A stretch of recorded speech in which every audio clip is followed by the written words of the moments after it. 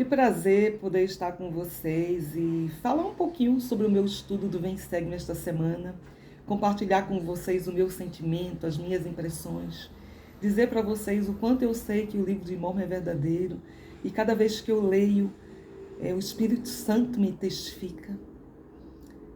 Gostaria de dizer para você que se você já tem um testemunho do livro de Mórmon, eu espero que ele seja fortalecido no decorrer deste ano. E se você ainda não tem, começa a ler esse livro, pergunta a Deus com real intenção e no momento certo, através do Espírito Santo, você vai sentir a veracidade dele.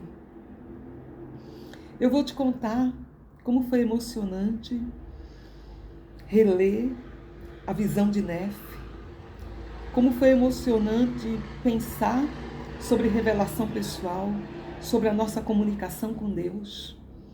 E esta semana, enquanto eu conversava com a minha filha, ela me disse uma coisa que me fez pensar muito. Ela falou como a revelação pessoal mudou a vida dela. E eu fiquei pensando também como a revelação pessoal mudou a minha vida.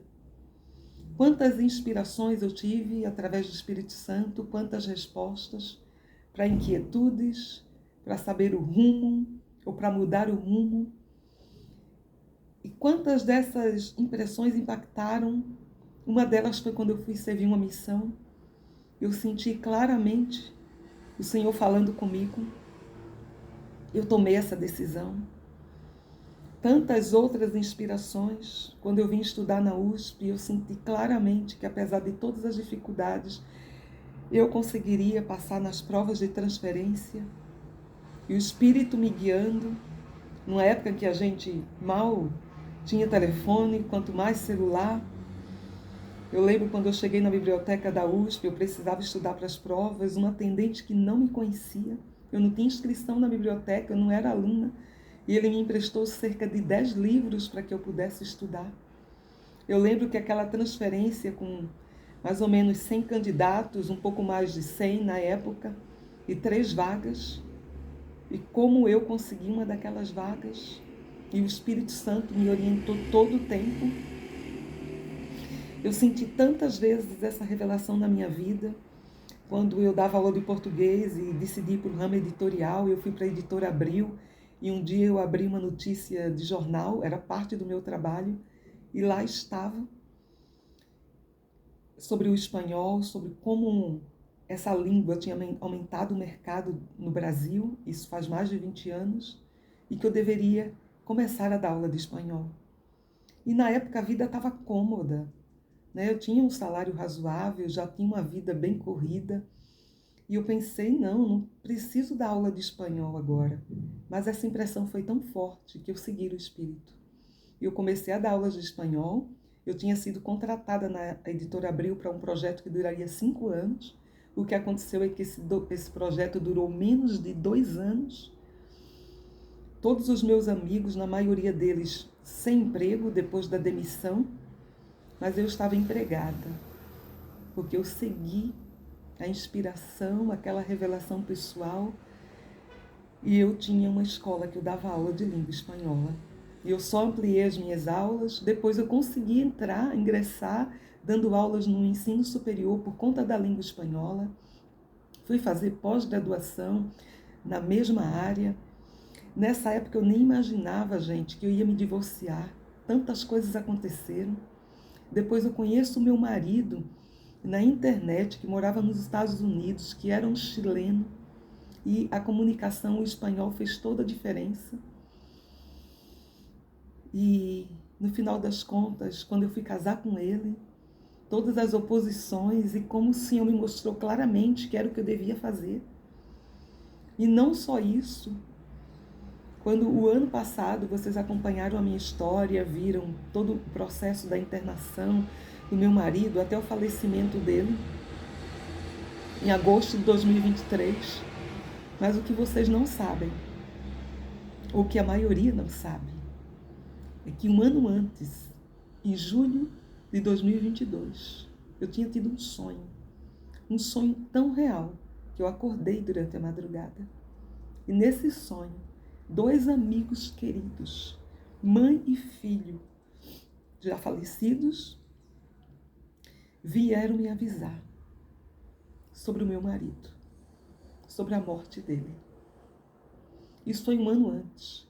Eu fiquei tão impactada com aquele sonho que eu contei para minha mãe, contei para minha filha, e eu marquei todos os médicos que eu podia para tentar reverter a situação, para tentar descobrir se meu marido estava doente, o que acontecia com ele. E quando ele infartou, inclusive ele tinha ido no cardiologista, e o cardiologista, a pressão estava boa no dia que ele foi, não passou sequer exames. E quando ele infartou, e todas as coisas que foram acontecendo, e eu numa corrida louca, tentando reverter, tentando fazer tudo que eu podia, e bênçãos do sacerdócio, e orações, cada vez que eu tentava, eu sentia, eu sabia, e eu lembrava do sonho, e eu me sentia amada por Deus, porque era como se Ele, através de 2 amigos, tivesse me prevenido, tivesse me avisado do que ia acontecer. E não era eu que conseguiria reverter isso. Aquele sonho, um ano antes, me preparou para passar pelo pior momento da minha vida de maneira tranquila e serena. Não foi fácil, mas eu tive o Espírito Santo me consolando todo o tempo. E da maneira que foi descrito no sonho, aconteceu. Eu sei que Deus vive e que Ele nos ama. Precisamos sim da inspiração, precisamos sim da orientação do Espírito, precisamos sim da revelação pessoal. Como disse o presidente Nelson, ou vai ser muito difícil sobreviver nos últimos dias.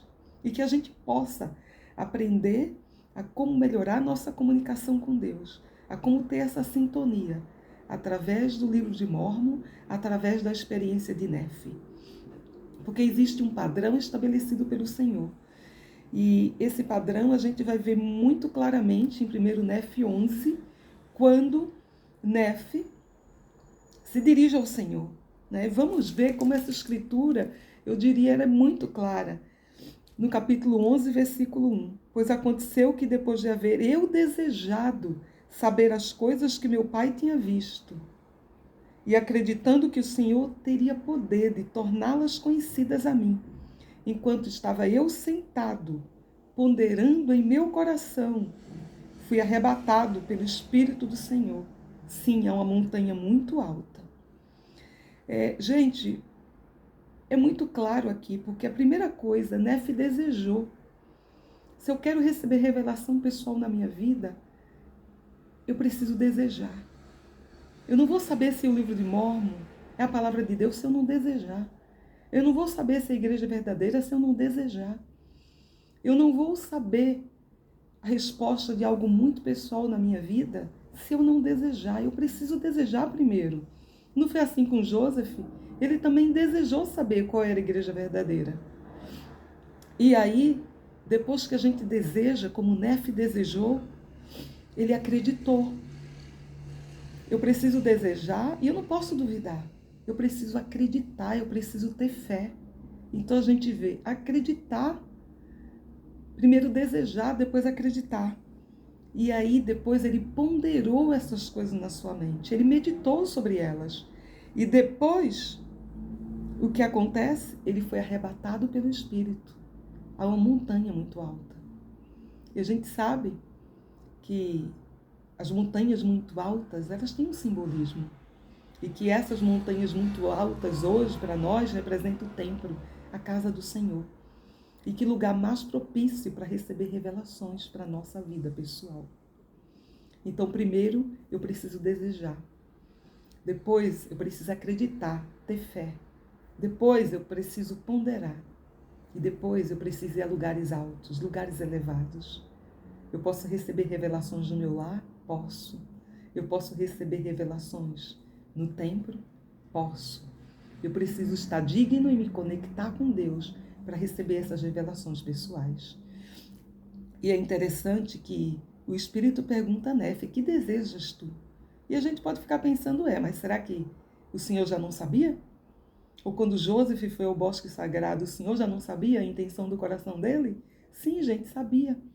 Mas o Senhor quer ouvir as nossas perguntas. Ele quer que a gente abra o coração. Ele quer que a gente confie. Né? E aí, imediatamente, o Espírito pergunta para ele, mas você acredita? Ou seja, ele quer que a gente tenha fé. E Nefe diz, eu acredito. E porque ele acreditava, foi permitido que ele pudesse ver a visão que o pai dele teve, que ele pudesse receber revelação pessoal. E é incrível porque ele vê o Filho de Deus. Ele vê o Filho de Deus. Gente, estamos falando aí 600 anos antes de Cristo. Ele vê o Filho de Deus que ainda ia nascer na carne. E ele viu a sua vida, ele viu o seu ministério. Ele vê a árvore da vida e ele quer saber a interpretação dessa árvore, essa árvore com esses frutos. E o anjo, ele mostra, o Espírito mostra para Nefe a cidade de Nazaré, onde nasceria o Filho de Deus. Ele mostra a Virgem Maria. Ele mostra ainda a condescendência de Deus. Ele pergunta, conheces tu a condescendência de Deus? O que seria essa condescendência de Deus? Gente, a condescendência de Deus é o amor de Deus. É o amor de Deus que se derrama. É saber que essa condescendência de Deus, ela significa o Filho de Deus, que desceu como um Deus, desceu abaixo de todas as coisas, para expiar por nossos pecados. O nosso Pai Celestial deu o seu Filho, a expressão máxima, a representação máxima de amor. Isso é a condescendência de Deus. E a árvore da vida, ela representa exatamente o amor de Deus. Viu como tudo está conectado? Tudo está conectado. O amor de Deus é tão grande que Ele quer que a gente tenha a vida eterna, que a gente seja exaltado, que a gente possa ter o mesmo tipo de vida que Ele tem, juntamente com seu Filho. Ele diz assim, ó, Nefe vê Cristo, ele vê Cristo criança, no braço dessa virgem. E no versículo 20, em 1 Nefe 11, 20, diz assim, 21, e disse-me o anjo, eis o Cordeiro de Deus, sim, o Filho do Pai Eterno. Sabes tu o significado da árvore que teu pai viu? E ele disse sim, é o amor de Deus, que se derrama no coração dos filhos dos homens. É, portanto, a mais desejável de todas as coisas. E falou dizendo, sim, é a maior alegria para a alma. Estamos falando de um Pai Celestial amoroso, que deu o seu Filho. Essa é a sua condescendência. A condescendência de Deus representa o seu Filho. Tudo o que Ele fez por nós, o seu sacrifício, o amor de Deus por nós. E Ele continua vendo, né? E Ele vê a barra de ferro. Ou seja, não basta dar o seu filho, mas Ele também deixou a barra de ferro, que representa a palavra de Deus. E a palavra de Deus, gente, a gente encontra nas Escrituras, nas palavras dos profetas. Essa é a palavra de Deus, na nossa bênção patriarcal. E ele viu que a árvore era um símbolo do amor de Deus, do amor de Deus por todos nós. E ele vê Cristo, João Batista preparando o seu caminho, do seu ministério, ele vê Cristo sendo batizado. Gente, que visão maravilhosa. Ele vê Cristo ministrando entre o povo. Ele vê as multidões. Ele vê o Cordeiro de Deus. Ele viu pessoas doentes, afligidas, sendo curadas. Ele vê demônios sendo expulsos. Ele vê esse ministério. E o anjo do Senhor diz, olha, e ele viu o Cordeiro de Deus sendo julgado pelo mundo. Ele viu. E ele diz, e vi que foi levantado na cruz, morto pelos pecados do mundo. Ele viu os apóstolos que foram chamados. Ele viu o mundo como esse grande e espaçoso edifício. Mas aí tem uma coisa muito interessante. Ele diz assim, no 34, e depois que ele foi morto, vi as multidões da terra reunidas, para combater os apóstolos do Cordeiro, pois assim eram chamados os 12 pelo anjo do Senhor. E a multidão da terra estava reunida, e vi que todos estavam num grande e espaçoso edifício, parecido com um edifício visto por meu Pai. Nós sabemos que esse grande e espaçoso edifício é o mundo e a sua sabedoria, o orgulho do mundo. E o anjo do Senhor falou-me novamente, dizendo: eis que o mundo e sua sabedoria, sim, eis a casa de Israel, que se congregou para combater os 12 apóstolos do Cordeiro. Gente, me chamou tanta atenção isso, porque você vê o mundo combatendo os 12 apóstolos, mas ele diz que a casa de Israel também se congregou combatendo os 12 apóstolos. Ou seja, o povo do convênio também combatia os 12 apóstolos, o mundo todo. E eu fiquei pensando nisso, né? Porque a gente imagina, não é? Nós somos o povo do convênio, somos a casa de Israel e combatemos os 12 apóstolos. De que maneira nós fazemos isso na nossa vida diária? De que maneira? Será que eu, né, sou membro da igreja, faço parte, né, dessa coligação de Israel e estou torcendo contra? Eu faço coisas contra? Isso fica muito claro em tempos tão tenebrosos como os que vivemos hoje.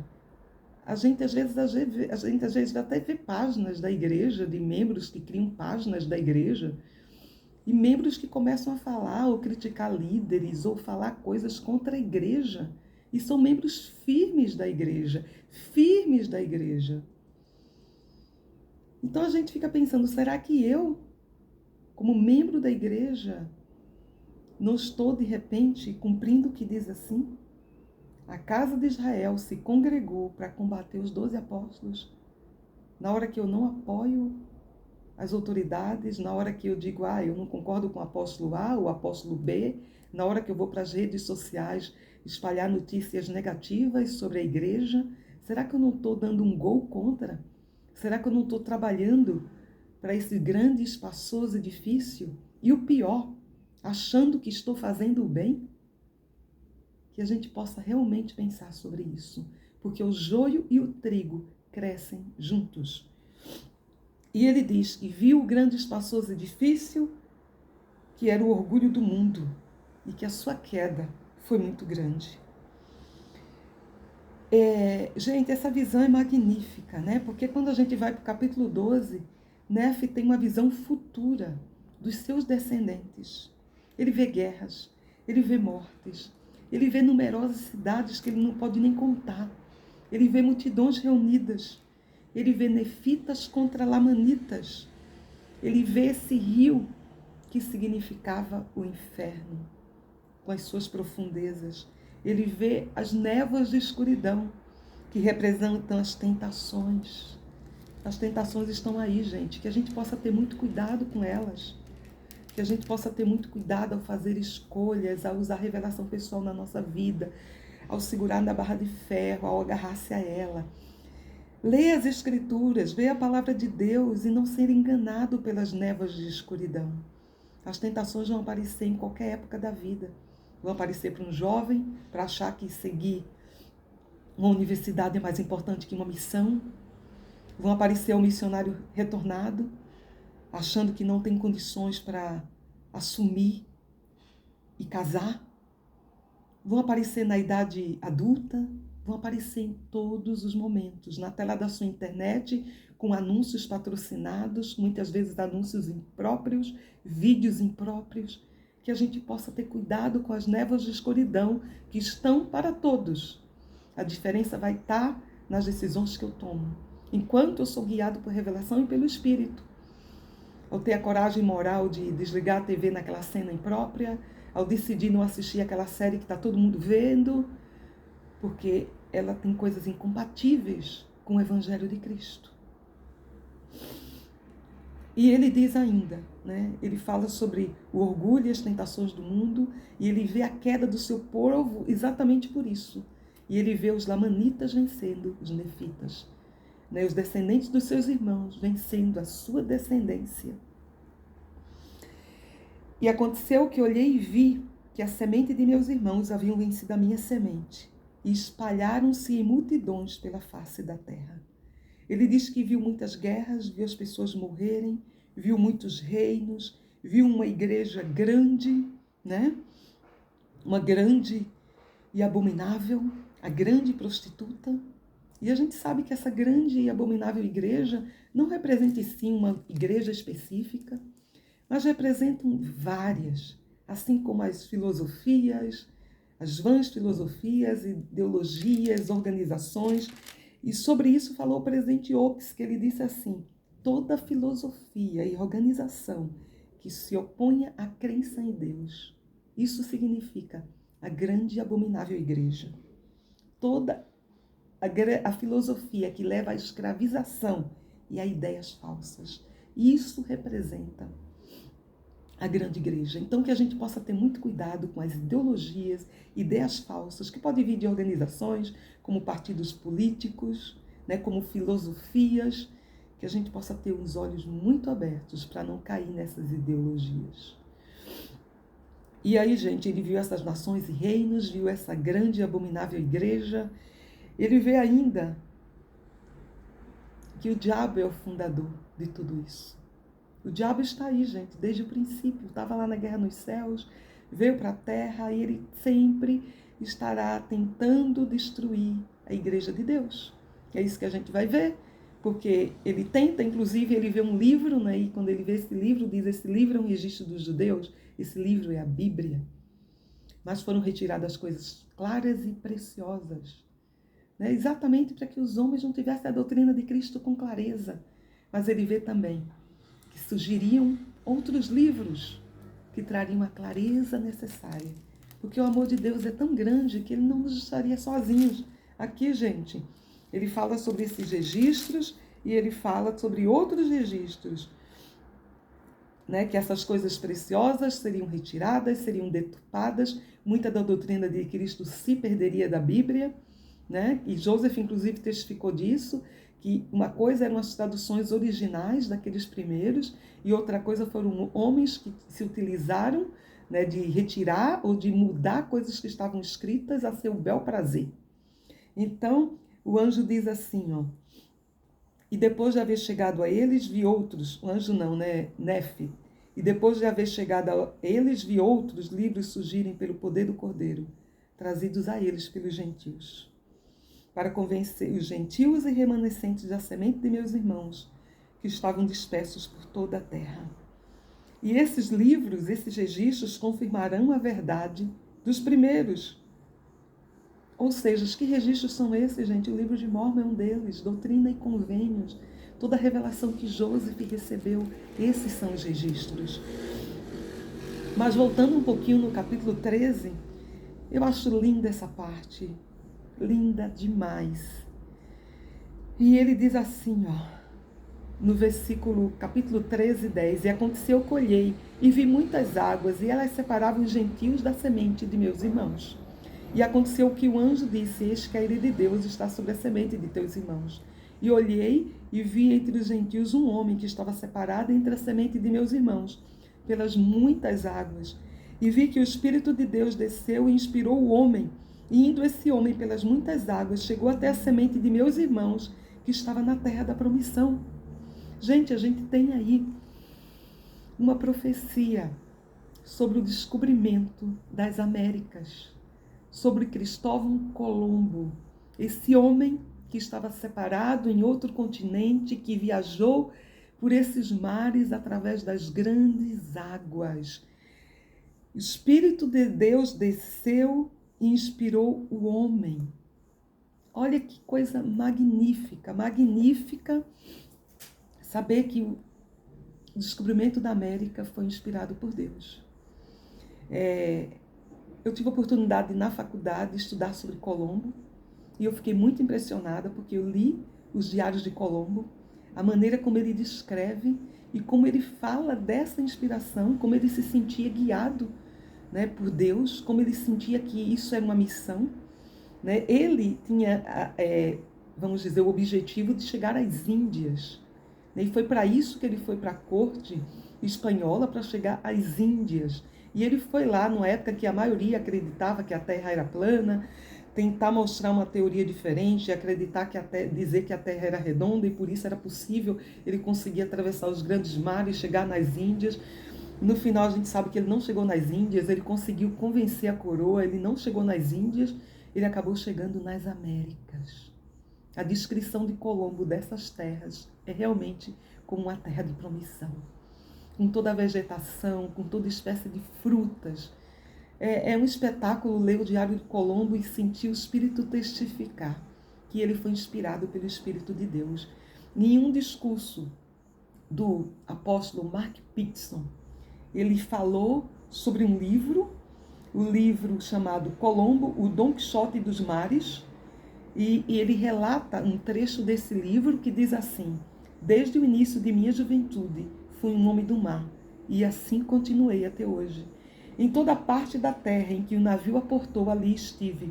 Conversei e tive contato com homens instruídos, sacerdotes e leigos, latinos e gregos, judeus e mouros, e com muitos homens de outras religiões. O Senhor tinha boa disposição para com meus anseios e conferiu-me coragem e entendimento, abundante conhecimento na arte de navegação. Deu-me ele de astrologia o tanto necessário, como também de geometria e astronomia.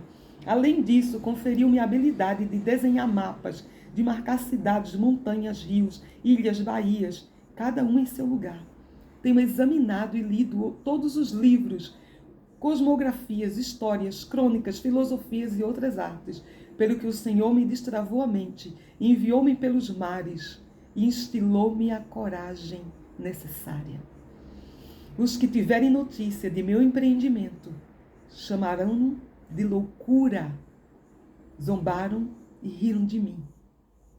Mas quem pode duvidar de que fui inspirado pelo Espírito Santo? São as palavras de Colombo, gente. É divino isso. É divino porque a gente sabe que ele enfrentou a corte espanhola. Ele, para poder receber o seu financiamento, os homens que o seguiram não tinham muita experiência do mar. Muitos deles eram presos pela Inquisição, estavam condenados à morte, então preferiram se aventurar num mar que nessa época muita gente não sabia. Eram muitos os monstros, os navios muitas vezes não tinham suporte para uma terra desconhecida, eles sabiam que eles estavam arriscando a vida, e somente esses homens aceitaram, porque sabiam que se estivessem na terra seriam mortos. Então, vamos tentar em um lugar diferente. Eles seguiram Colombo, foi difícil a travessia, foi difícil os dias que passou no mar, eles quase morreram várias vezes e Colombo, sempre guiado por essa inspiração divina, chegou até as Américas, sem saber que eram as Américas. E aí a gente tem. E olhei e vi entre os gentios um homem que estava separado da semente de meus irmãos, pelas muitas águas. E vi que o Espírito de Deus desceu e inspirou o homem, e desse homem, pelas muitas águas, chegou até a semente de meus irmãos, que estavam na terra da promissão. E o mais surpreendente, o versículo 13, aconteceu que viu o Espírito de Deus inspirar outros gentios, e eles saíram do cativeiro, atravessando as muitas águas. Gente, o presidente Kimball falou que esses outros gentios eram exatamente os colonizadores, que chegaram e colonizaram os Estados Unidos da América.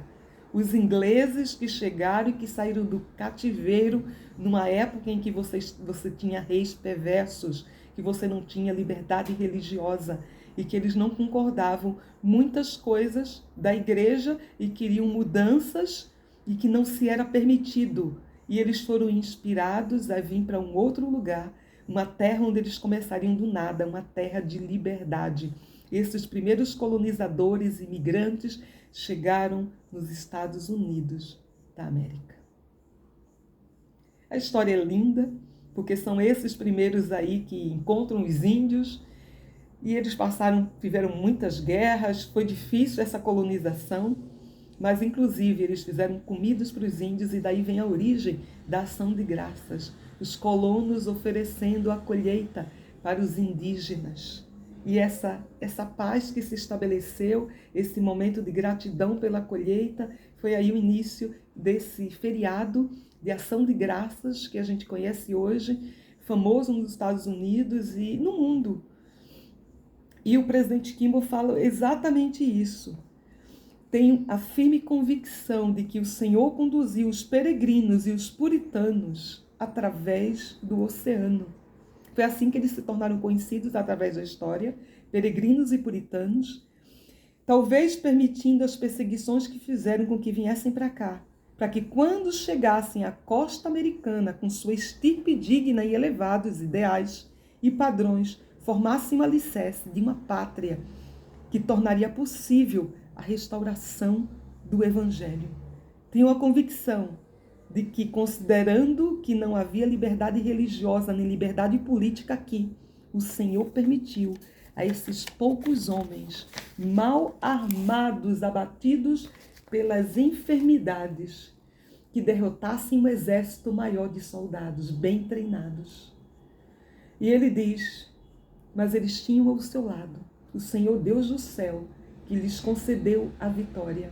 Assim veio a existir a liberdade política, com ela a liberdade religiosa, tudo em preparação para a época em que surgiria um rapaz que procuraria o Senhor, faria contato com ele, abrindo as portas do céu.